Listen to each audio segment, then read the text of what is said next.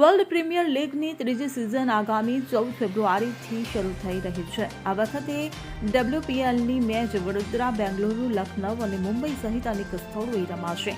આ લીગમાં Gujarat Giants team વડોદરામાં નવા સ્થળ પર તેમના ઘરઆંગણે ડેબ્યુ માટે તૈયારી છે. ત્યારે ગતરોજ ગુરુવારે ટીમે અમદાવાદ શહેરમાં એક ઇવેન્ટનું આયોજન કર્યું હતું, જેમાં હેડ કોચ માઇકલ ક્લિંગર, ખેલાડીઓ હરલિન દેઓલ અને શબનમ શકીલ અને અદાણી સ્પોર્ટ્સ લાઇનના CBO સંજય આદેસરા હાજર રહ્યા હતા. તો આ સાથે જ ગુજરાત જાયન્ટ્સે WPL 2025 માટે તેમની જર્સીનું પણ અનાવરણ કર્યું હતું.